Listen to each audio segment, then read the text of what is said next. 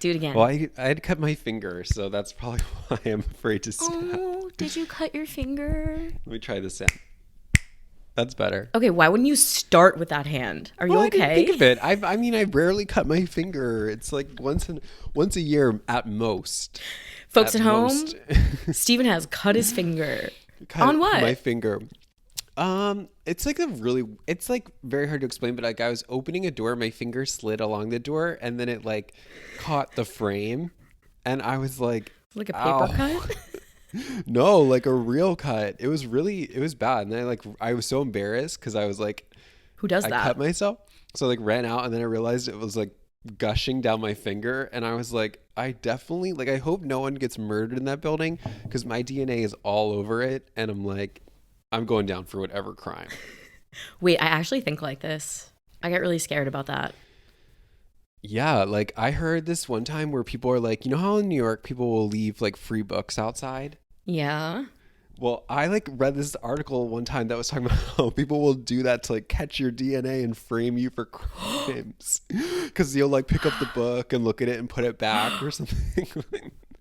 I'm chilled to the if you're bone. going to take a book, just you have to take it. You don't put it back. I browse. I browse. It's not for browsing. It's I you. treat that like Barnes and Noble. I don't know how true it is, and like I couldn't find that article again if I was forced to, but it might have been a dream. Like it might have been an article I read in a dream. So I don't even know if it's real. But just something to keep in mind. Just like a little tip for y'all at home. Enjoy that. Yeah.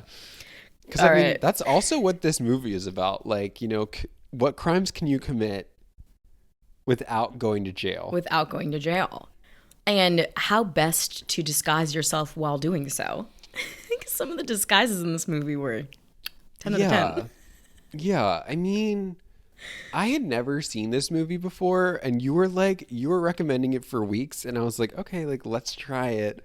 And I was like, I don't even think I need to watch the movie because I think I get it. Like I think I got what was going to happen. I think it's in the title. Easy. And it does. Yeah, but the problem is that like what we were promised, which was violence, we didn't really get. We didn't get it. No. I wish they could have made it rated R and gone more violent. Okay.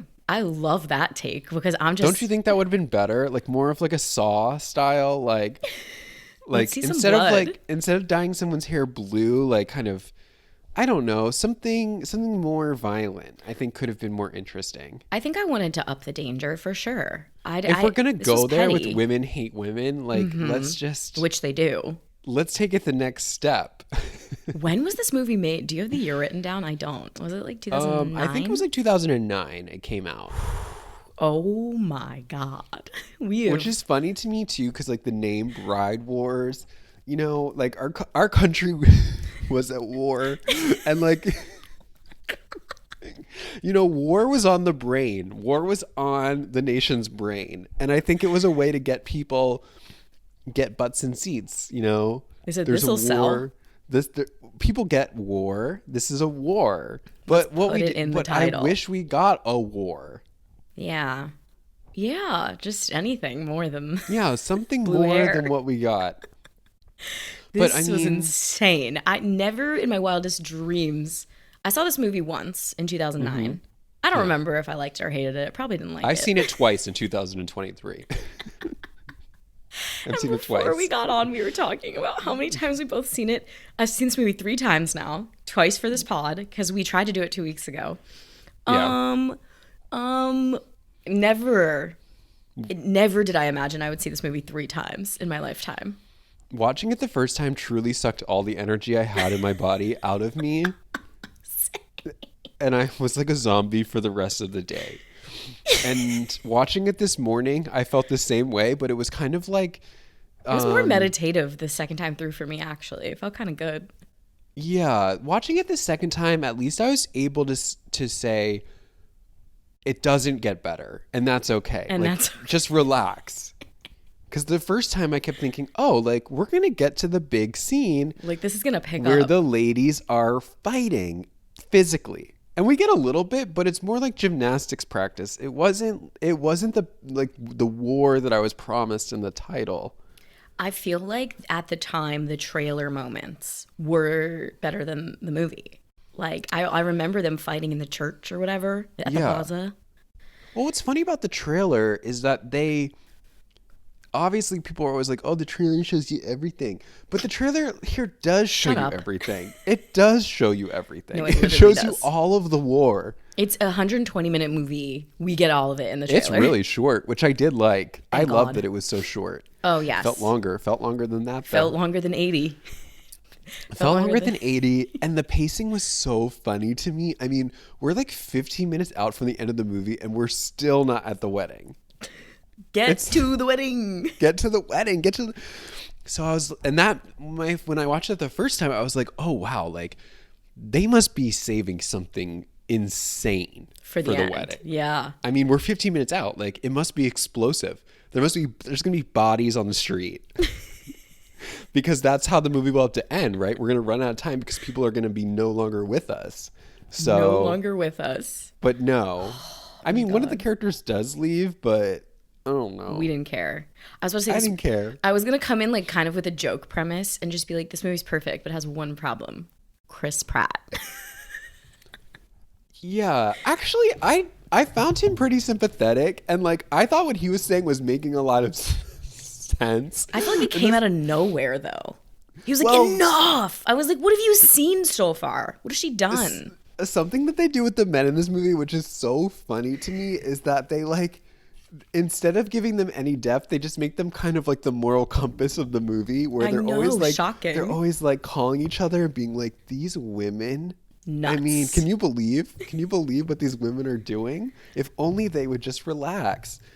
And then you would think this is like a propaganda film for men, like pro-men propaganda. And this was written by women.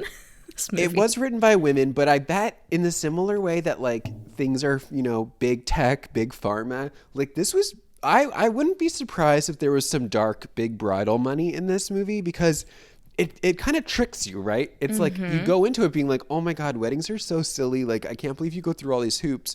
But then when you watch it, you have this reaction where you're like, I could do that better. Mm-hmm. I could plan a better wedding. So it kind of tricks you, right? Mm-hmm. And you wouldn't even think that Big Bridal would be behind it. But I wouldn't be surprised if Big Bridal was lining Casey and June's pockets. We want the story, Casey and June. We really need you guys to They're feasting step off forward. of David's bridal for the rest of their life. I'm sure maybe your NDA is about to expire. Like, please let us know what happened. Like, what studio had a gun to your head? Like, tell us. Tell us the story. It wasn't Vera Wang. Oh my God, no. Vera, you don't alter There's no way Vera Wang could have consented to this that portrayal. Line, right? I just was like, okay, either we've That's why I think David's bridal was behind it. I think so. I think like the diet industry. I think Weight Watchers is behind this movie. Oh yeah. Another lesson is don't gain weight. Don't gain weight. I couldn't believe the messaging there, but I guess it was 2009, and I'm like, what? Yeah, but that felt very 2004. That felt 0304. You're right. Dead on with that. I was like, that feels like 2004 diet culture, but okay. This movie feels like Casey and June wrote it in 03, and they couldn't get the funding till 09. From a studio, and then by 09 it was like, should we be doing this? And they're like, a movie finished is better than a movie sitting on the shelf. And then they said, we've got these two huge stars, Kate Hudson, Anne Hathaway. Yeah, took you a second for that second one. Bride Wars. Right. Bride Wars. I remember being really excited. What could be better? I can't think of anything at the time. I love Anne Hathaway. Loved too at the time. Obsessed. Yeah. But I also think like putting this in the context of the day of, you know, when it came out, again, this is also a time when the Learning Channel was pumping out wedding content as well. I was going to say, some of my your favorite shows. Show. What is it? Four Weddings? Four Weddings. And that's what I kept saying. Like, this is 4 weddings, but it's not as good as one episode with people I've never heard of. I mean, 4 weddings is fun. The premise is 4 people they've never met, but they live in the same town. And they go to each other's weddings and they rate their weddings based on dress, venue, food. And overall ambiance. This is the bitchiest show ever produced on television. Yeah, but it's incredibly compelling, and you can't help but judge the weddings. And everyone becomes an expert. when they watch that show. Everyone becomes an expert. That's how I felt. It's like when you're watching a cooking show and you're like, too much. No. Right. So I think it's inviting kind of that expertise that you would pick up from watching a show like Four Weddings or a show like Say Yes to the Dress, which also is kind of exploding onto the map. Oh, I used to marathon that every weekend. Right? It's Say Yes to the Dress. Incredible content. And in a similar way with Top Model at the time, I mean, these women would walk out in the dress on that show and you would just go, ugh. Ew. Oh, dress 0. And what I think those shows really normalized was being able to tell a bride what they like or didn't like about their wedding, which is something I don't think we did before those shows. And like since then, it's also like a no. It's like that was a really specific time in history, in like reality TV history for us. Like, let me tell you what you did wrong on the most special day of your life. That's what I'm saying. Yeah. So we have, I've sort of outlined these two forces colliding. So we have the Iraq War colliding with TLC's burgeoning wedding content. And that's at the epicenter is Bride Wars. Yep. And if you haven't seen the movie, that's all you need to know. That's all you need to know. That's all. And it is short, and it's now on HBO Max. So lucky us. I know, it flipped right over from free. If you have an activity that you need to get done around an hour and a half, throw it on in the background. It works. It works as a radio show. You don't need to actually watch the content. I was going to say, you can actually catch every other line in this movie, and it still works. Yeah, exactly. Like, you don't need to catch. You don't need responses. It's the opposite of reading between the lines. It's erase each middle line. Skipping around. Well, you know what's funny you say that is that this morning I put it on, and for whatever reason the speaker would not connect to the Big Tech, baby. To the movie Big Tech, and I was so frustrated because I couldn't get the sound to work. And then I had a moment of peace and I realized I actually don't need the sound for this movie. Mm-mm. And I also don't need subtitles. Like, I can just rewatch it. This movie is mine, by the way. I turned the speaker off and I turned it back on and then it worked. Oh, you troubleshooted. Got it. But I was content with watching it again without the audio. I felt the same way. I put it on in the background again last night. I said, you know what, let me just like breeze through this. I used the 15-second skip ahead button a ton. You know, when I didn't. Yeah, exactly. Yeah, I was like, I got it. Skip. Chris Pratt's on screen. Skip. Skip. I will say that the one shining element of the movie is for sure Kristen Johnson as Deb. As Anne Hathaway's best friend. Yeah, Deb. I love Deb. She honestly could have, in the same way that Leah Remini deserved an Oscar for Best Supporting Actress. Yeah. I would have no problems with her. I loved Deb. At least being nominated. Yeah, she deserved it. Oh my God, she put the work in. She made Deb real. She made Deb real, and I thought, I would love to go to Deb's wedding. Oh my God, same. The level of gaslighting that Deb does in this movie, though, very triggering. We're not friends, then why am I always doing you favors? That was really funny. Anne's like, you don't do me any favors. This movie was truly batshit crazy. I knew you were going to go the Four Weddings route with it. I'd like to also draw another parallel with another film of ours. Try. The wedding planner should have been J-Lo. The wedding planner should have been J-Lo. I thought it could have been really cool in this movie. Okay. Don't just have two brides at war. Throw J-Lo in the mix as the wedding planner and have her pick sides. Yeah, that's good. Have her play them off of each other harder. Mm-hmm. Because that's what they needed. They needed more. That's good is that they needed more of a go-between, right? They needed a character in between that was sort of gaslighting both of them. Yeah, so that their behavior is kind of justified. Because I'm like, why are you friends? Right, because for most of the movie, the characters aren't speaking, but yet they seem to be aware of what the other character is doing. Yeah. And we'll get into it, but I feel like in both times that I watched this movie, I must have missed the same scene because I'm still incredibly confused as to how they both had their wedding on the same day. How did that happen? The last we checked in with the wedding planner, I still can't wrap my head around it. Because that seemed to be like the crux of the movie. I was just very confused by that. The timeline of this movie is batshit crazy insane. Well, it's only 3 months. I know. Well, I want to agree with you first that they needed a go-between. And my favorite scenes, which we can get into, were the ones up top where they're judging their friend's wedding. The woman's played by June. Diane Raphael, love her. I like the first scene. I like that scene. I love that scene because they're like, food's okay. This is fine. But it's not June at the Plaza. And it's like, yes, I want to see women judge other women's weddings. Like, that's where I live. But what I loved about the way they were judging June's wedding at the beginning was that what they weren't saying was just that our wedding, my wedding will be nicer because it's more expensive. Because I have more money. Like, it wasn't like we're going to do like the same cost and I'm just going to choose wiser. I'm just going to spend more. Yeah, I'm a lawyer. You're not. And thus it will be nicer. Which I love that mentality. That's like the undercurrent of the whole thing. Hard to argue. Hard to argue.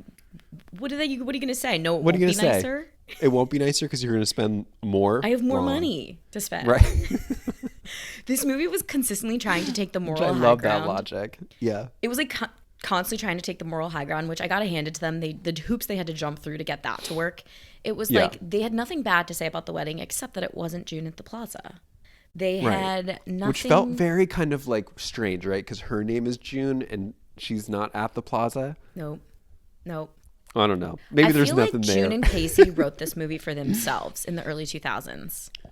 Right. Wouldn't you think that it probably would have worked better? Well, if it's the same script, I guess maybe it could have worked better if it was the two of them, but it felt like it was written for two people who had more of a bond, right? Yeah. Not that I didn't believe the chemistry between Kate Hudson and Anne Hathaway, but from jump, you were just like, these two would not be friends. No, they wouldn't be friends at all. You're correct, from jump. And this reminds me of all the stories I've got growing up of my mom, who every mom I know has a maid of honor they don't speak to anymore. I don't know if this is like a phenomenon for you and your mom. I think it's a very specific point in your life, right? Yeah, it's friendship breakup time right there. And we're there. And you're basically hiring a friend with the condition that you're disposable because things are going to get rocky. Yes. And I'm willing to cut you loose, but first at a moment's notice. Help. I need your help for a few months. But first I need your help. Yeah, a lot of women don't speak to their maids of honor anymore. I know at least 2 women in my life who don't. And they're older, obviously, but it's just like it's like a sacrificial lamb. Oh my God. It's good. Yeah. This is prime time for that friendship to just burn to the ground. I was half expecting them to not end up friends at the end. Spoiler. Right. I mean, I think that could have been a more interesting route, which was, and I think kind of very modern, is if they ended it and they looked at each other and said, you know what? We actually have nothing in common. This isn't working anymore. Yeah. And I appreciate the translucent blouse, but I'm good. Thank you for the designer translucent see-through blouse. Okay, wait. That was my favorite line in the movie because it truly made no sense, and I think it could only have worked if they were thinking of different people in mind. But when when Kate Hudson says to Anne Hathaway, "Oh, it just hangs in my closet. It doesn't hang on me." And Anne Hathaway looks at the label and goes, "Of course it hangs in your closet. It's my size." I was like, you guys are literally the same size. They're the same size. The fact that they were portraying Kate Hudson as so as small. They would say, right, but they were then building up Kate Hudson as being bigger. That's the language of the movie. From jump, they were portraying her as bigger than Anne Hathaway. And a Snickers bar away from never fitting into any wedding dress. No, I know that. I felt that was the most offensive thing about this movie. Also, and then they would cut to the two of them running, and they turned side by side, and they both disappeared. Yeah, they were both the very same. tiny. Their cross sections are a piece of paper. So funny, so funny to me. Yeah, I didn't like that, especially because Kate Hudson has always been thin. Yeah. I'm saying this was written for June and Casey. They wrote it for themselves. Right. It felt like an inside joke. It right? was. This was an inside joke. Right. Not something that I think when you slap it on strangers, it's like if I were to insult you and then I found a stranger on the street and I said, now you just say what I just said to her. Yeah, no. It would be weird. No. I like to say all the time, like, movies are hard to get made. They're miracles. Like, I don't want to dump unnecessarily. I think this movie was written at a different time for two different people. And then, okay, very star vehicle of us. It's amazing that they slapped the two hugest stars at the time on it. And it just, we couldn't make it work. That's the power of David's Bridal. It's the power of this Big Bridal. I think they found this like in a trash can outside of a David's Bridal, and the store clerk was like, "This is it. I'm gonna run this up the management line, and this is our way to drum up." What if the movie was funded by Vera Wang? She just like donates all the gallons. And that's what I was thinking. I was like, is there an angle where this works for Vera Wang? And I guess so, right? In the sense that it puts her on a pedestal. She's the only designer named. Actually, yes. And at the time, that messaging was totally cool. Kind of subversive, right? At the time, that messaging was spot on. And I would have bought into it. I would have been like, oh my God, you're right. You don't alter Vera. I think what she's also saying is correct, right? I mean, let's rephrase what Vera Wang's sales associate is saying. What she's saying is like, buy the right size. Yeah. Oh my God, yeah. Get the measurements right the first time. Right? Measure twice, cut once. That's basically what they're saying. And then just stay the same size for the next 3 months. How hard could it be? But that's how all clothes work. Exactly. So this is fine. I'm fine with this. Because like, as you don't buy clothes and then say, oh, no matter what my weight is, these pants better fit. Yeah. That doesn't really work. No, I mean, I've been in a bunch of weddings this last year, and same thing. I bought the dress like 4 months out, got the size that fits me, and I was just like, okay, now I can't lose 80 pounds. Like, duh. Right. Just buy the right size. So the messaging could just be boiled down to buy the right size. Actually, no problems with Vera Wang. I have no problems with Vera Wang in this movie. No problems with it. I have a little problem with Kate Hudson. Well, okay, so like they're at June's wedding. We start to learn that they have the same wedding goal as having their wedding at the plaza in June. Classic montage opening, which we love in a star vehicle.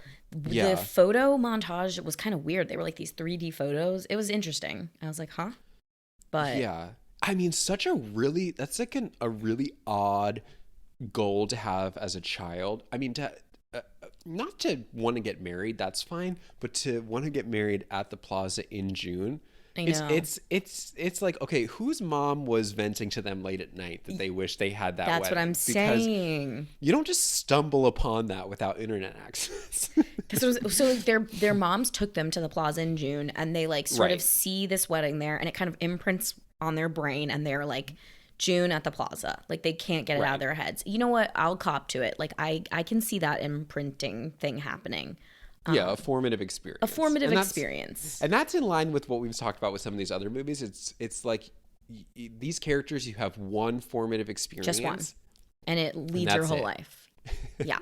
For the next 80 minutes. So they start from the same point, which is that, but what we learned is they've diverged career-wise because Kate Hudson is an attorney. Yes. The same way with Sandra Bullock. We don't see her doing a whole lot of legal work. Nope. She just presents the wrong arguing. Yeah. Kate Hudson's shorthand. Being difficult. Yeah. That's what I'm saying. Her shorthand as a star is like she's a little difficult. I don't mean her Kate Hudson. I mean like the characters she plays are these like loosey-goosey difficult women. So like it works. I'm like, yeah, you're a bad bitch lawyer. Yeah. And Anne is like a people-pleasing pushover. Teacher. You don't have a husband. You don't have a husband. Yeah. So they've diverged, but they still have the same goals. June wedding at the plaza. Right. Gotta be expensive. Right. And then at the end of June's wedding, when she tossed the bouquet, like Candice Bergen is doing the voiceover. The narration. Yeah. And she ends it by being like, when she tosses the bouquet, she's like, if I would have been there, I could have told these girls exactly what was coming. What was going to happen.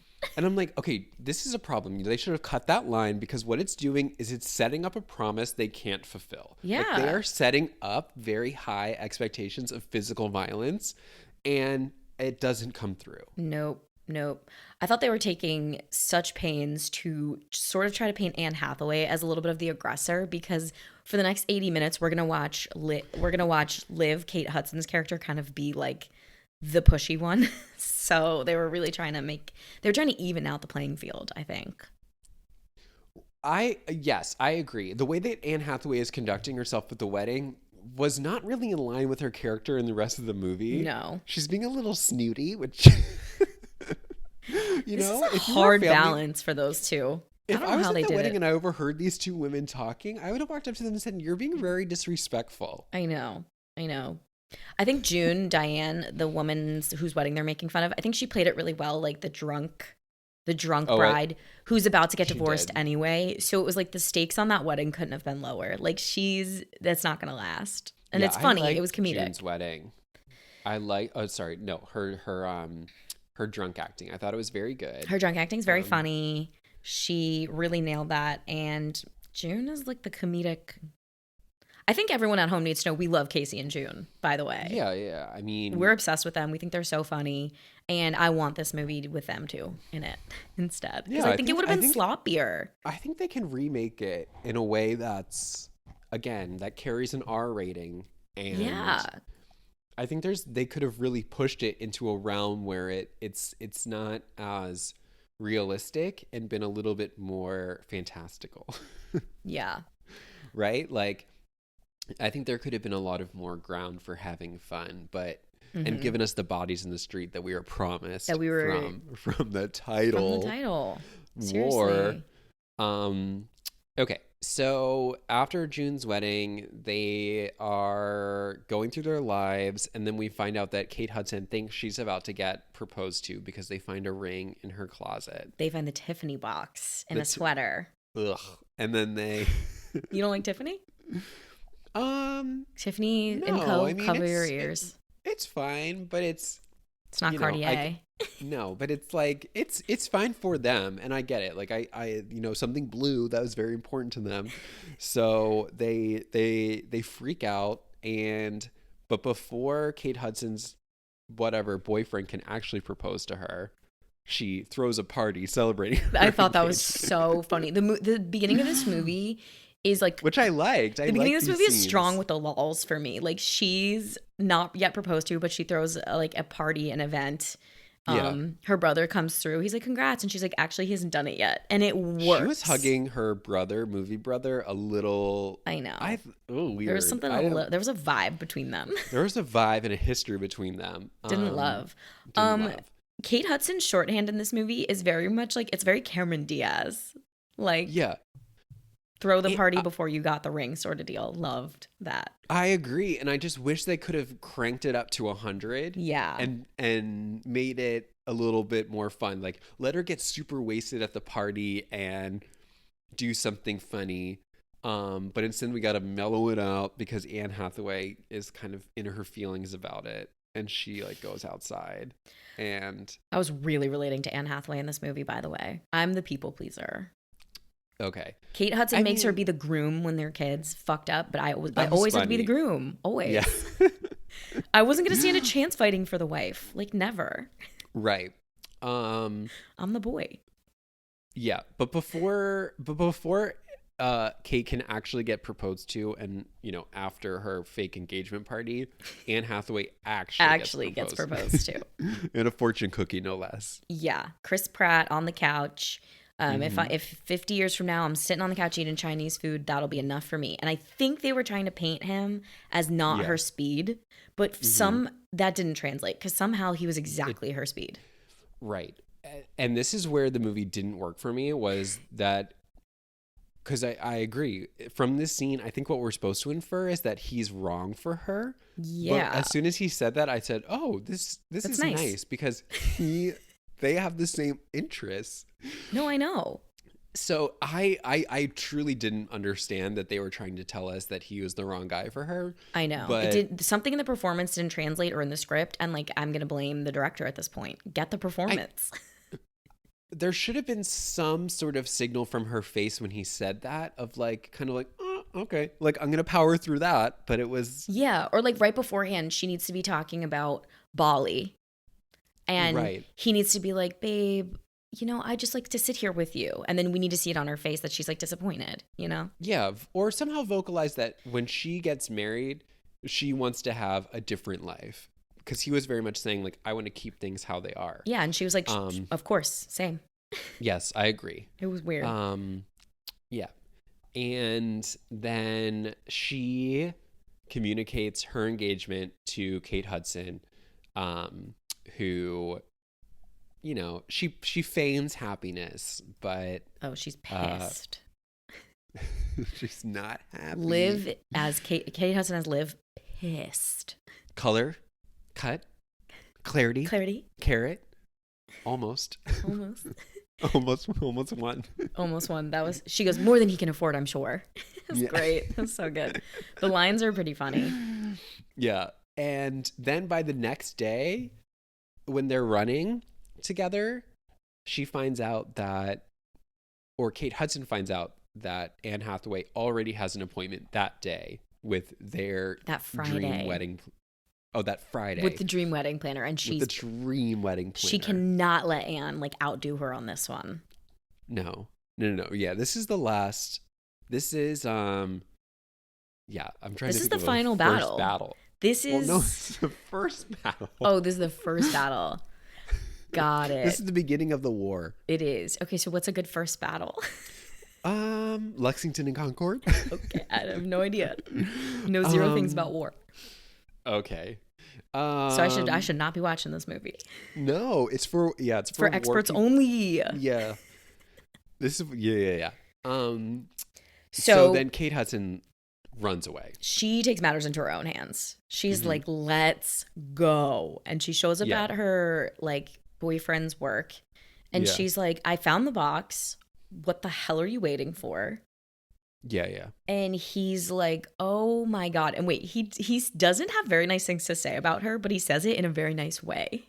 Yeah. It's so funny. I didn't write it down. Damn it. She finds the box. She like comes at him at the office and he's like, you are the most, like, he says a mean word.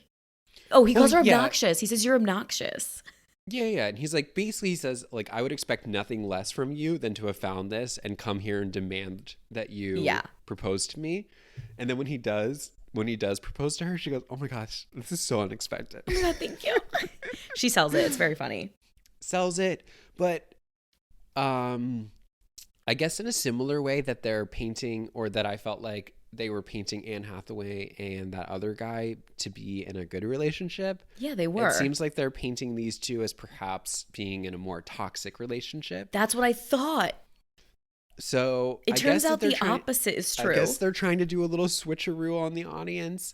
But you can't help but look at these two and be like, oh, like she just wants to get married. Anne Hathaway wants to get married because she's in love. For true love. Her. Right. That's what they're building, right? I'm not insane. Right. So I can understand, right? Like you want to start with one expectation and then switch it. But it's weird because when does it switch? I switch? Truly have no idea. and I think what unfortunately happens is it doesn't switch until the wedding day with Anne Hathaway. And then when she gives her speech, it makes no sense. It didn't make any sense to me at all. The only thing that like kind of leads you to it is when she's putting the tie on the hot brother and they're getting very close. Yeah. I guess that was the switcheroo. I guess that was the moment, but I just needed way more. Right. But I will say, okay, so now at this point, both the ladies are dead. Or sorry, are dead? No, because that's my next thought. Are you okay? Both the ladies are engaged, and they go. You really wanted a war film. They go to the wedding planner. They go to Candice Bergen's townhouse. An insane home to own as a wedding planner. Oh my God, I know. I'm like, damn, the industry is really suffering these days. Yeah. So they go to Candice Bergen, and then Candice Bergen, I think, finally helped me understand the movie a little bit better, because the first thing she says to these women is she goes, you guys, you are both dead. You are both dead, and you are about to become alive at your wedding day. God. You don't remember that? No, she says that. That's her. Yeah, she says like you guys are dead, and she's saying like when women are dead their whole lives until they get married, and then they become alive. Yes, when I am property. I was like, oh, this makes more sense. Like these, if you see this as a ghost story where it's like these two souls are kind of floating around, then it starts to make a little bit more sense. They're dead until they become alive on that last and that's why they frame. need to get married so that they can become alive. You really brought it home for me. Thank you. I didn't do anything. That's what was in the movie. I will say to that point, Candice Bergen is like the voice of God in this movie. She's narrating like the whole movie. Exactly, right? She kinds of picks and chooses who becomes alive. Yeah, and right before this, she's like, they came to my townhouse that one fine Friday, like unbeknownst to them. And I'm like, is this a book?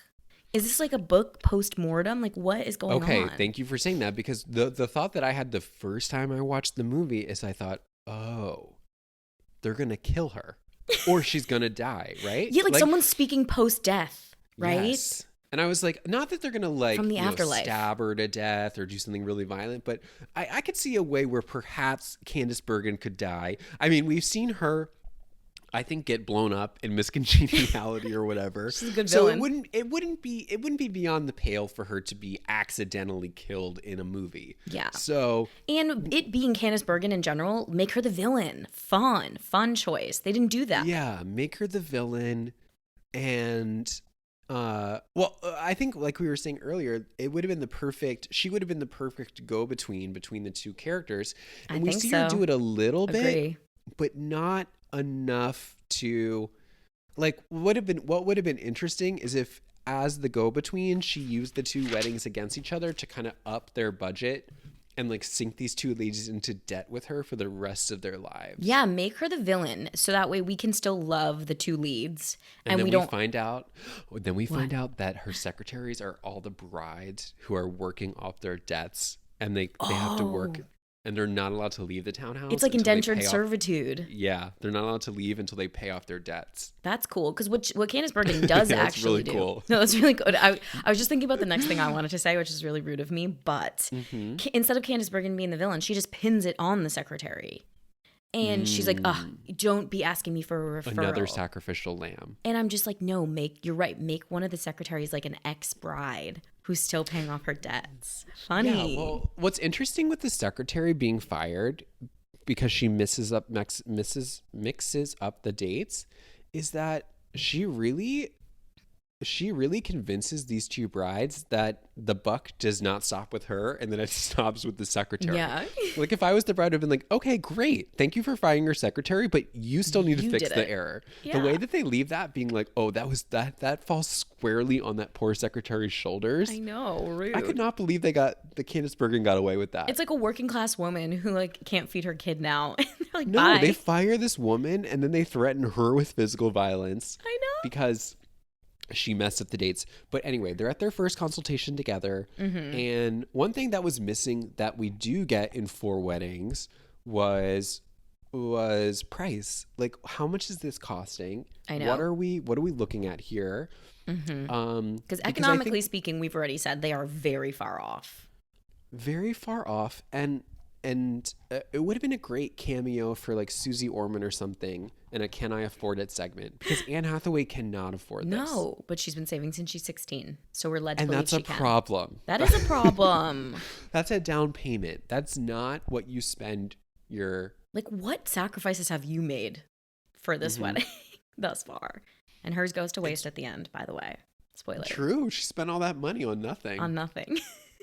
But yeah, this scene truly made me like laugh out loud because they just so happen. She says it too. She goes, if you went anywhere else, this would be impossible. But because you've come to me, I have 3 dates.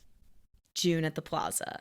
Seems like a lot. And I was like, that is too many dates. And 3 months out. There's 4 Saturdays in June. So that means there's only 1 booking. She's 75% of the June dates just open. Still available 3 months out. And that's the point in my notes where I wrote, can you plan a wedding in 3 months? Because I don't think so. You cannot plan a wedding at an establishment like the Plaza in 3 months. No way. Which is why the central conflict didn't make any sense to me, because what's the problem of someone just getting married a year after? Because that's a normal timeline to get married, a year. I know. The thing, It didn't make what any would need to sense. happen is a time jump in the movie because movies need condensed timelines. You need that like ticking time bomb element. So like they Which wanted I to wish we had a literal a bomb. literal bomb, like Miss Congeniality, take notes. But like Yeah. movies need that time pressure. So I see what Yeah. they were doing. They were like 3 months is a great time pressure, and then they fast forward even more, and then it says like 3 weeks out. But it's just Yeah. like we needed. Yes, we have a date next year at June. 365 days later. Problem. We have booked both of you for the same day, accidentally. Okay, that I like that approach because no, Just here's makes more why. sense. It makes more sense, and then I think it gives you a bigger reason as to why you would be inflexible with moving your date. Yeah, Like, because I've you've been already planning set for a year. everything up. Yes. Right? Yes, that's good. That's very good, actually. Vendors, food, like everything has been Yes. photographer. So it's like now it's actually a big deal. Yeah, because then I think it gives reason to really want to stand firm in your ground. They basically got a date on, let's just say, a Friday, and then by Monday morning, they realized one of them would have to change their dates, which doesn't seem like a problem. No, I know, but it is a big problem because we've built up the fact that it has to be June at the plaza. Right. So But the thing about someone has the to give up the calendar- plaza. The thing about the calendar is that it repeats every year. So we have June every year. Every year. But no, so Candace Bergen's character does say that. She goes, I have another date at the plaza in June, 3 years from now. Okay, you're right. Thank you for grounding me in the You watched this twice? I'm shocked. Pay attention. 3 years from now. I forgot about that actually. Yeah, so Candace's she has character does say three that. dates in 3 months, or she has one date 3 in years 3 from now. Okay, got it. Shocking. Okay, that makes more sense. Okay, so like another rewrite. Candace Bergen. Thank you for fleshing that out. Candace Bergen is like in some sort of like mob, and she is like paying off people left, right, center. Yeah, like how does she have these dates? Well, that's what I'm saying. Like, make her more of like a mob boss. Like, show me funny, like Marissa Tomei then as like the wedding planner. What we're then right? Because then what we're supposed to assume is that she has these 3 days on hold, which means the plaza is relying on her exclusively to book those dates. Otherwise, no one makes any money. Yeah. Otherwise, those Weird. three Saturdays in June just become brunch. Become brunch, or she's like a snake oil saleswoman and the dates actually don't exist, which is probably a better plot point than having that secretary. Double book everybody. Right. Split Like, that then ballroom. we find out that Candy Bergen lies. Like it's all lies. It's like she doesn't actually have dates at the plaza. She's just selling them Yeah. garbage, and then they show up and there's nothing there. And then she leaves the country. Yes. Yes. You that's calling it. her Candy Bergman has been my favorite. Well, I think we know her. At this point. But anyway, Oh my god. they leave, and then they are excited with their dates. But then we find out that they don't get their dates. They physically harass the woman who secretary who Yeah. quits, resigns, forced out. Mhm. And then this is the part, like I was alluding to earlier, that I really still don't understand, because then what happens is the two women are like, oh, one of us will have to change our date. One of us will have to change our date. Yeah, someone will just have to change their date. One of us will change our date. And then there's That's this verbatim what happened, actually. That's kind of the dialogue. That's the dialogue. And then what I'm still lost on is how they still ended up both having their wedding on the same date. So Casey Wilson, the other bride, gets end of June. She gets June 27th. Right. They accidentally get double booked for the same day, June 6th. And no one is willing to concede. So they go through the movie with the same date. Okay, so I guess I misunderstood it. So they were saying that you're double booked, which means you can still both have your weddings on that day. On June 6th. Got it. Okay, Yeah. I didn't understand. I thought, okay, so their problem was that they were saying one of us needs to cancel because the other one needs to attend the other person's wedding. Yeah. They're like, I want you at my wedding. I want you at my wedding. They're still doing the sisterhood thing. You're my maid of honor. Okay, that's not really a problem either. Okay, so got it. No, I know. I'm like, okay. I'm like, walk across the hall. Yeah, walk across the hall or have like a joint reception. Yeah, Right? I mean, that was a consideration. They're like, I know that was floated at one point. this is when Fletch, Chris Pratt, is like telling Anne Hathaway, "You're the Paula. Like, you're of Randy Simon Paula. You're the nice one. You're the Paula." And something snaps in Anne Hathaway. She's like, like, I'm no longer the Paula. Yeah. And she's like, I'm not going to just concede. And I'm like, thank God, because I really related to that character. I was like, please don't concede. And Well, I think this was a sign, another sign yet again they shouldn't from be the friends. heavens saying that she can't afford the wedding. Also true. And that's okay. That's okay. It's okay, honey. Mm. Yeah, Anne had been saving up. But anyway, this is I found the most fun of this movie, again, most fun when they are not against each other, when they are both banded together against this third party. Because I thought it was really funny when they accost Casey Wilson in like Bed Bath & Beyond. And they're like, change your date. Change your date. But yeah. You can, where was it? Bloomingdale's? Bloomingdale's. I said Bed Bath & Beyond. That's Anne Hathaway's budget. That's her budget. Everyone can have a registry. But, seriously. So that was super funny to me. I'm just like, I kept wanting to find ways for them to band together against something else. Yeah. Right. Like if you're not going to go full violent, then find a way to keep the two characters together, like fighting against evil forces outside of their friendship, which I think is fun too. Yeah. So the rest of the movie is built on a communication because the boyfriends, the fiancés talk. And he's like, oh, Liv is doing her save the dates. Yeah. Which isn't true. Liv is just looking at the paper. Right. Fletcher, Chris Pratt, tells Anne Hathaway. And that's when Anne snaps. And she sends a very funny email with a lot of typos. A lot of typos. Save the date, June 6th at the plaza. I'm get married, she says. It was funny. And then she sends it off. And at their joint engagement party, that would have been prime opportunity for bloodbath. Yeah. First war, like first physical war, battle. First real attack. Yes, would have been cool. Yeah. I agree. So this whole movie is Chris Pratt's fault for just relaying the wrong information. You're right, because at that point in the movie, both of the characters, or at least Anne Hathaway, is ready to concede and just say, I really don't care anymore. Like, she can have the date. Like, I'm just going to call her. Yeah. And he's the one that really ups it, which is funny because he's always calling the other guy and being like, these two women are nuts. They haven't talked in 2 months, which is a century in girl years. Not wrong.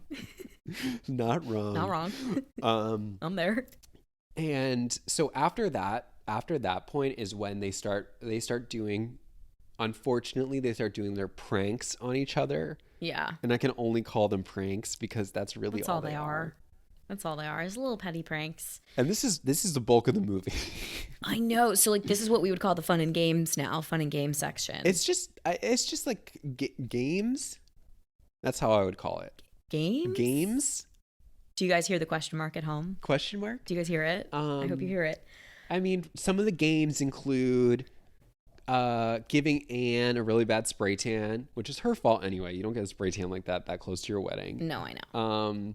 Yeah, you got to do a trial too. Like you have to dyeing Kate Hudson's hair the wrong color. Were you obsessed with the fact that it seemed really easy to sneak places that you shouldn't be in a trench coat and sunglasses and just swap out products? Swap out products. Like you could kill somebody. You could kill. That's what I'm saying. You could literally kill someone. There were opportunities to right, like if we're gonna get people in positions where they can inflict serious bodily harm, then do it. Don't just drive up. Like cross the line. Like let's see something crazy. Like let's giving Kate Hudson blue hair that she can wash out at a certain point. I know. Not that threatening. Giving Anne Hathaway a spray tan that can be washed off.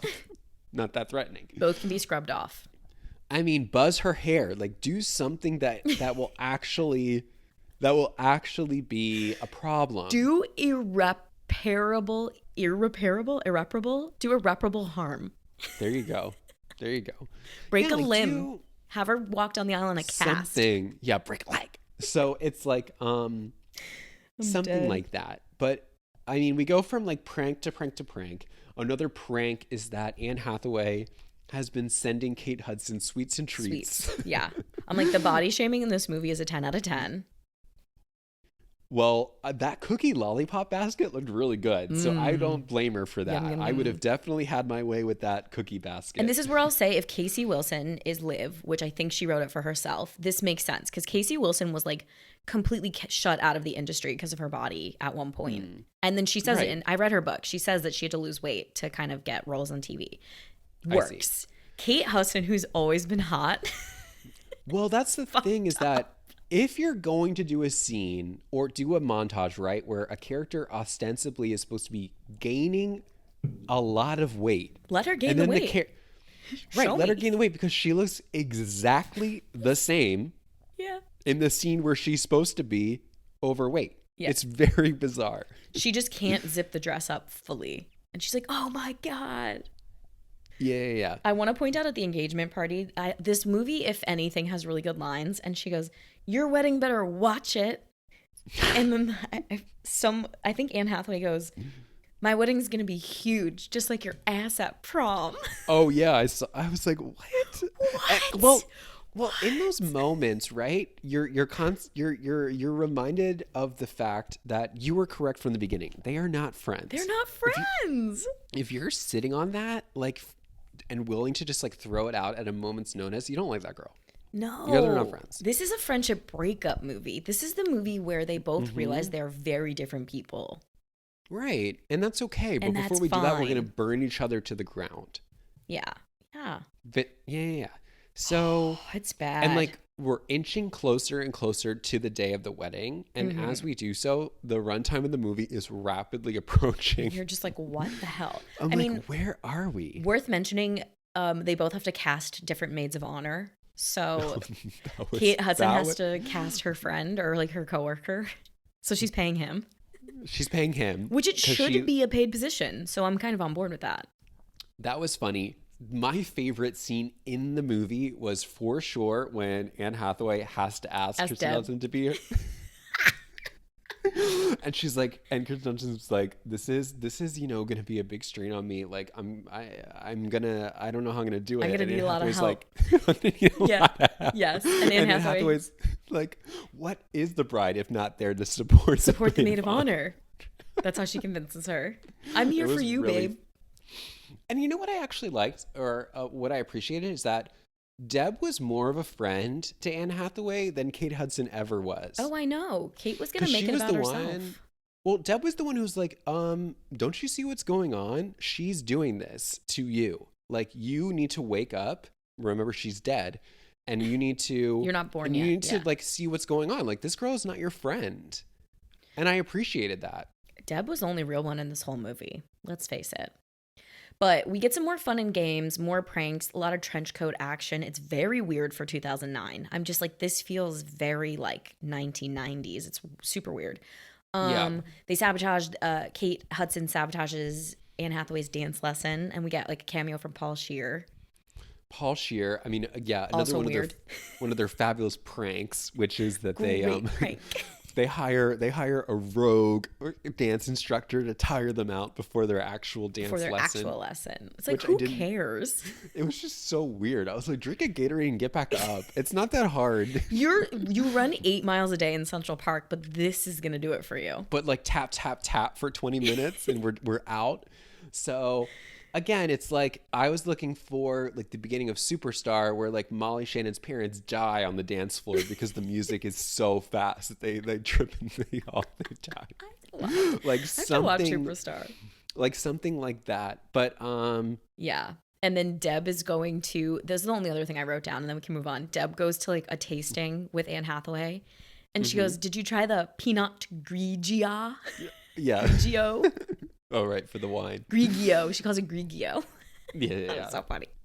I'm like, Deb, you know what that is. You're drinking it every night. Anne Hathaway was like embarrassed to introduce Deb to Candy Bergen, and I was like, Anne, enough. Enough, like, girl. I'd rather watch her. So like, let's leave Deb alone. Poor girl. She's just poor girl. But I mean, so now we're like basically crashing into the wedding because it's like then it like to your point, it's like all of a sudden we get this flash on the screen that's like 1 week to the wedding. Yeah. And Candy Bergen is like in her narration, she's like, "This is the make it or break it week. I expect my brides to be in top tier shape for this week." I know. Was she writing a handbook? Like, what is still going? I still don't know what's going on. Right. I'm like, is she in prison? Where is she that she's writing this tome? I know. But this was supposed to be the big scene, by the way. I don't know if this is where you're going, but the bachelorette night. Yeah. I mean, okay, yeah. Why don't you lead us into this really, really fun scene?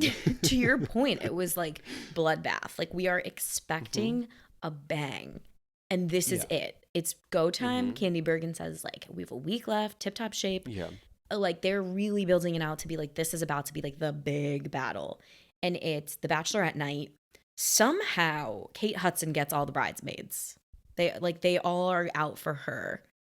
And Anne crashes. And it's like at a strip club or like a bar that has a pole. I'm very confused.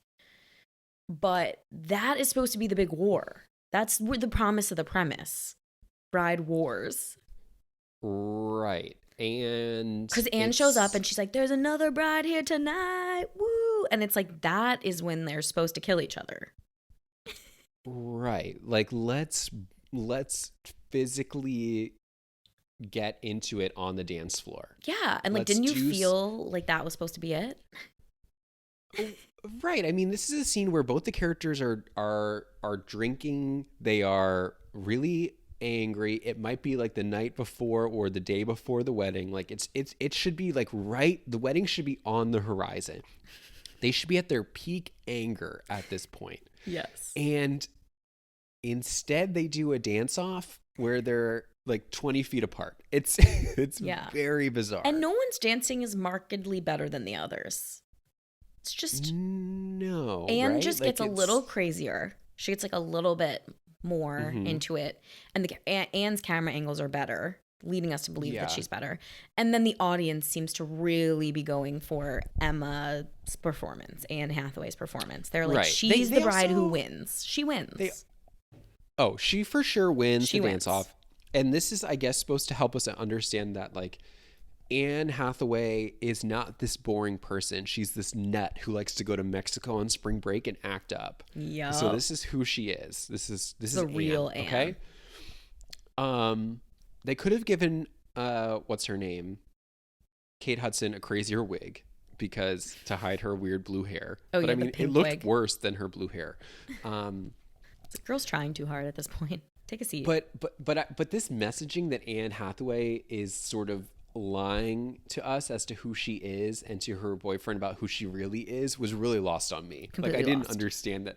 Like I thought they were just saying like, oh, she's like turning up before her wedding, which I think this movie just doesn't age. Like it doesn't pass the test of time because in 2009, I think we were more willing to be like, we couldn't really separate the woman from her college years. Yeah. It was like, you're still that.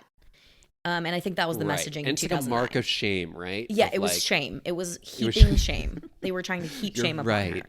So that was the messaging then. Now it's very much like, okay, that was like 10 years ago. And like, okay, so I think you're right. Like we have to buy into this fact that you would be embarrassed if someone ever told somebody what you did in college. Yeah, I think it was still tons of like shame for women to have those right. And the video is not even bad. No, the video that she uses to make her look terrible is not humiliating. At all. She was just on spring break. I think, yes, is it appropriate to play at a wedding? No. Maybe not, but it's not humiliating. It's not humiliating, and it's like the audience in the crowd being like pissed off at Anne Hathaway instead of at the person who put the video up is weird to me. Like they were still like, Anne, you're a hoe. Right. And you don't deserve to get married. You have to stay undead. Yeah, dead. You have to stay in the beyond. Right. But okay, so I think what's hard to talk about that bachelorette party night is that there's nothing that really happens, so it's sort of hard to like put a bow on the scene because there is no bow on the scene. Nothing happens. It just ends. And like by audience cheers, Anne wins. That's the purpose of the scene. Anne wins, and we're supposed to be like, oh, maybe there's more to this teacher than we think. You're like, I want to hand it to you for like really reaching and going for it because it's not clear. No. It's I mean, not clear. It's certainly not clear when you watch it the first time. No, on the second time, you get it.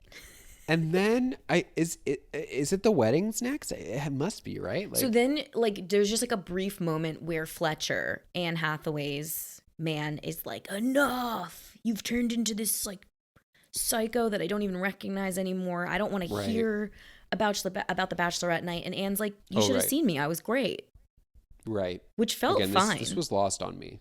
Yeah, and so like he kind of, because she was being annoying. I'm just over here saying that I hate when movies make like a fight seem, it's super contrived.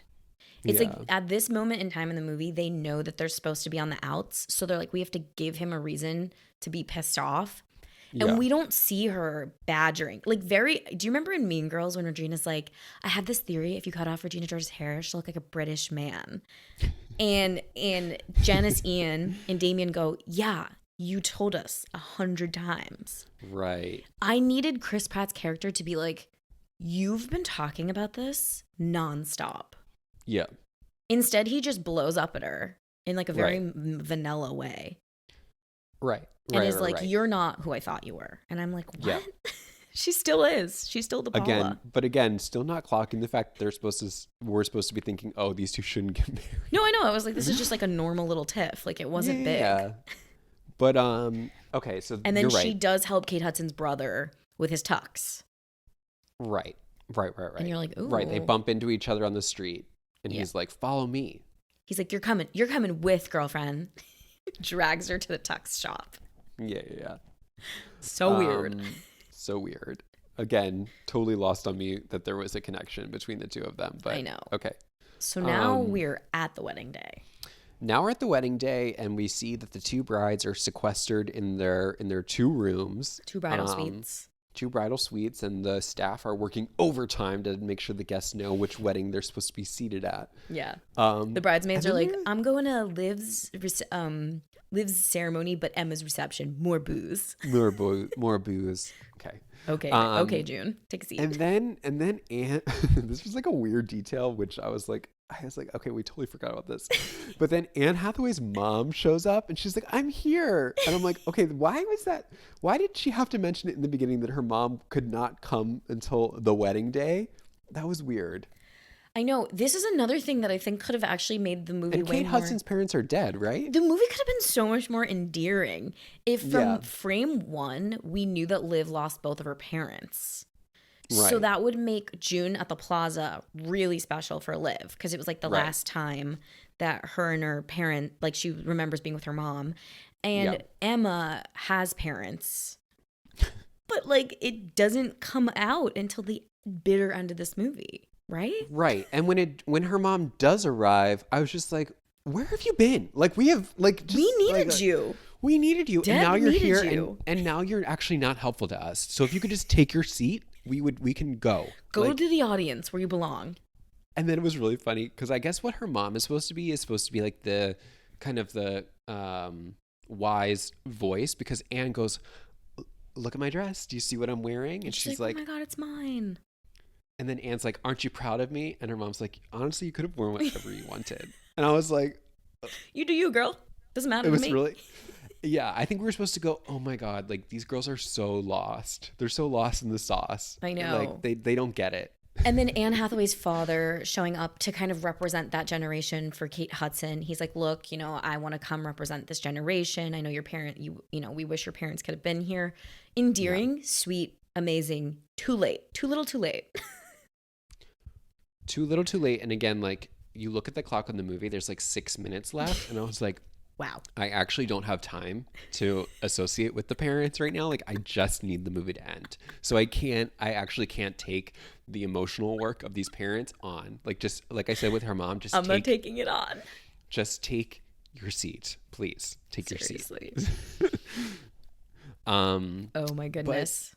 So they're getting ready for their weddings, and then I think Kate Hudson had initially planned for this expose to happen for Anne Hathaway of her spring break footage to play as she's walking down the aisle. Yeah, instead of like the highlights of Anne's relationship, it's going to be this like shameful spring break video. And then she has a change of heart and she's like, oh my God, like I can't do that. So then she gives that guy her maid of honor the correct footage, and it's like, hey, like you need to go do this, you need to go like fix this, switch back the DVDs. And he doesn't.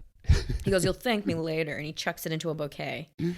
Yeah, I guess what we're supposed to assume is like he thought she was putting something even worse in there. I don't know, but regardless, he's like, he got catty in that moment for me too. I was like, oh, he's playing the game too. He's like, I want to win. Right. And I was like, okay, now you have a voice? Like, no. Yeah, all like of a sudden, just do what she says. But unfortunately, you're like being you said, paid, sir.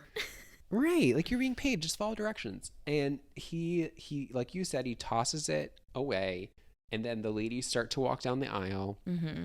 And same exact time, because that's how it works. That's how it works. Yes.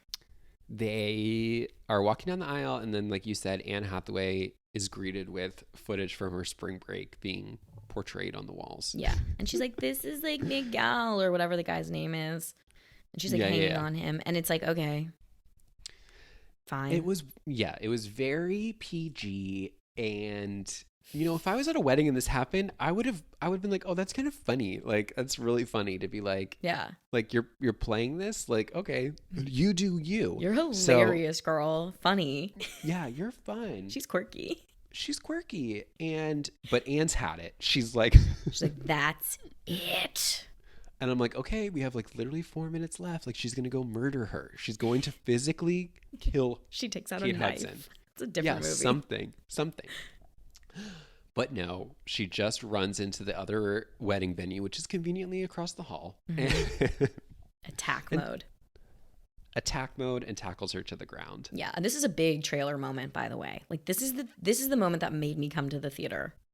Yeah, I mean, this is the moment that made the rounds online. Mm-hmm. Mm-hmm. This is the viral moment, if you will, in 2009.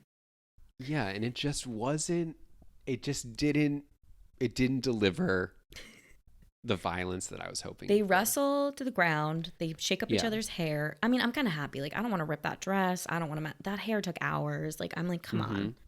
Yeah. And then they're like, oh my God. Like, what are we doing? We actually forgot we love each other. Yeah. Yeah, we love each other, and we are... And then Anne's like, I have a surprise. I'm actually not going to get married today. Yeah. Fletch, you don't want to marry me, boy. And he's like, you're right, girl. Well, right. Kind of the dialogue. It's very easy for him to leave. Super casual. And totally ignoring the fact that like his whole family is in the other room. So it's like, I don't know how that went down, but Anne Hathaway does not go to deal with that. She just stays at this wedding. She's like, I'm here for my best friend Liv as your maid of honor. But Anne Hathaway's logic is, I'm not the same person you met 10 years ago. I'm not this quiet person. I'm actually like the spring break girl. But I was like, but that would have been the person he met 10 years ago. Again, a stretch. Like, you're a stretch. This is you actually reading between the lines. Like, you're being an English teacher right now, because it's not clear. Like, none of this is clear. It's not clear, and like, not that I like people calling people crazy, especially men calling women crazy. Yeah, but like, if the shoe fits, I think it could have been okay if he just looked at her and been like, "You're nuts," and he walked out. Or just like, the situation. This is nuts. I'm out. And I can't believe I signed off on this for 3 months. You know. And then you hear him walking into the other ceremony and just yelling out like, "I dodged a bullet with that one," and you hear them all like clap. That'd be the feminism they were building in this movie. That would have worked. Like, it would have tracked, because it would have made sense. Yeah. That's what they were building. Yeah. It's like, you deserve this. I cannot believe the men come out unscathed in this. They're so innocent to these crazy women. You're right, because what she's not assigning any of the blame onto Chris Pratt. She's basically taking all the blame. Yeah. And saying, this is nuts. Me. Yeah. So then in one like little swoop like that, Chris Pratt is gone, and now they're going to stay and enjoy Kate Hudson's wedding, which is going to go through. So if you were at the beginning thinking the opposite, you're wrong. Kate Hudson's going to get married. Kill yourself. Because you're wrong. Because you're wrong. You're wrong. You're wrong. You're wrong. And Anne Hathaway stays in her wedding dress, which I thought was kind of fun for the ceremony. I can't believe she has Liv nothing else allowed to that. wear. True. I hope she went and got her mom. Oh, yeah. Her mom is there because she sees her dancing on the dance floor. I just was like putting myself in Anne Hathaway's shoes, and I'm like, that's like really rough, actually. Like, today was supposed to be my wedding day, but I'm at my best friend's wedding. But like, all my friends and family are here across the hall. I spent all this money. Right. I'm going to pay for this. It was a lot for me. Like, it was a lot to take on. Yeah. And it's also okay to tell people in that moment and be like, you actually should be embarrassed with your behavior. Like, you shouldn't be here. Because you should be embarrassed. Yeah. You should be sitting in a corner, embarrassed Atoning. with your actions. Yeah. But she's moved on. Because it's like the movie is just like saying like the power of friendship, female friendship. Yeah. I got your back no matter how shitty you were to me. I actually forgot I love you. And it's just like very weird. Yeah. And then not only that, but we find out that Anne Hathaway she's already on the prowl looking for love, and there's already an instant connection between her and Kate Hudson's brother. Bro. I would love a deleted scene, like, between those two. Something from childhood could have been fun, where they, like, have their first kiss. Right, like a clue. A clue would have been fun. Let them play wedding and drag little brother in the room and say, you're the groom. And, like, Emma's like... the two of them being like... Yeah, and then have them both be kind of horrified by it. And him be like, ew, no. And her be like, ew, no. And then it's like, you may now kiss the bride. And they actually do have their first kiss at 10 years old. It's very quick. It's like a peck. It's not gross. It's like Sweet Home Alabama. It's very Sweet Home Alabama. Where they kiss when they're like 9. But I think in Sweet Home Alabama, it was like full tongue. And when they were... It was gross. It was so gross. They were like electrocuted at the same time. But So then, okay, we time jump after the wedding. How many months? A year? I think a year. Yeah, it's something like that because and then we find out in that year, it's been a busy year because Anne Hathaway got married to Kate Hudson's brother. Kate Hudson's brother, Oliver Hudson. Yeah, Oliver Hudson and her got married. And what was really funny is that what they're like, I guess maybe they weren't implying this because they used the word vacation, but I thought what they meant to say honeymoon. Honeymoon. Why did they say vacation? That was so weird. Kate Hudson's like, they're celebrating that she just got married, and then Anne Hathaway's come back into town. Yeah. And Kate Hudson's like, I need to hear about your vacation. And I was like, honeymoon. I think it was a vacation because so they were too. trying to say that if it was a honeymoon, it would have been too soon to be pregnant. To be pregnant and to know you were pregnant. And to know. I guess I understand, but it just like... There's some math involved. Because like they didn't really outright say at that point that she was married to him. So it seemed like the only way to like really communicate that was to say that they were on their honeymoon. Yeah. But then she does say like, you were with my brother. Never mind. Actually, I don't want to hear about anything. Yeah. She goes, oh my God, girl, tell me about your vacation. Actually, you know what? Never mind. You married my brother. That's disgusting. It's just like so funny. Yeah. It was like, okay. All right. And then so they actually become family. They become sisters. They're sisters. And Damn. then Kate Hudson's like, drink this glass of wine. And Anne Hathaway's like, actually, I'm not drinking. I'm driving. Oh, I'm not drinking. That's good. That would have been good. A fake out. Yeah. Oh, I have to drive. Cut to black. Yeah. Put us out of our misery. Like, we're done. And she's like, no. And then Kate Hudson's like, I'm not drinking either. So that means Kate Hudson's a liar there too. Twice. Yeah, kind of weird. She goes, tell me about your vacation. Actually, don't you fucking dare. And then she goes, have this drink. Actually, I'm not either. I'm not either. She's a fucking liar. It's weird. It's a weird flow to the conversation. Would you do that? No, I mean, it's like manipulative.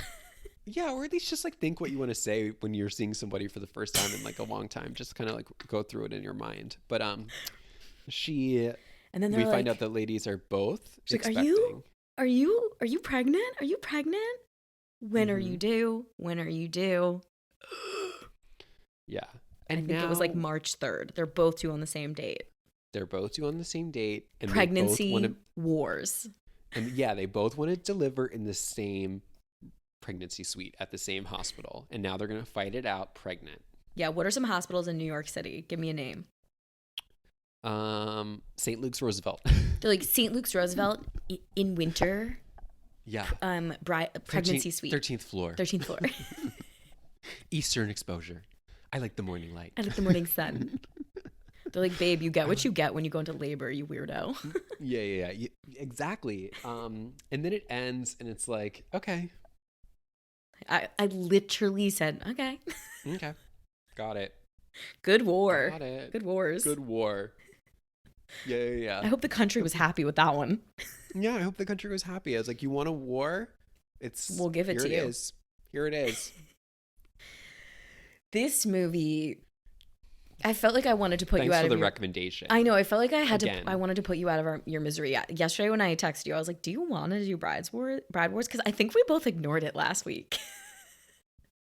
Like Friday rolled around last week and I was like, you know what? I'm not going to text because I don't really want to talk. I wasn't even making a joke. Like when I watched it the first time, I really was dead. Like I really couldn't move. Like I was so stuck. I was like, wait, what did I watch? I must have missed a scene. Like I must not have understood it. It doesn't feel like a movie, like a feature-length film. No, like not one that you would go see in theaters. No, I know. And I think I did see this in theaters. I'm sure you did. Oh my God. Because I was like these two women's biggest fans at the time. But I don't remember what I felt about it. But yeah, I felt like I texted you yesterday and you're like, I don't have an angle. And I was like, me freaking neither. This was just so nothing. Yeah.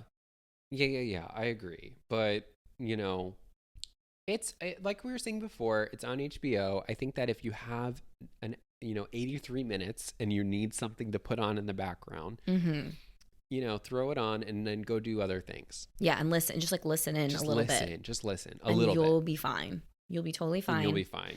And like I said, as a star vehicle, this just is really interesting to me because it got me to go. Like it 100%, I paid for this movie. Yeah. So it's successful in its own right for that. I agree. I think it's one of those things that on paper, it should work. Like on paper, this has everything that I would want. Yeah. Hudson, Hathaway. I can see the movie poster. They're facing off. Like New York City. Third character. Candy Bergen. Like what is missing? And it's the war. It's war. Okay.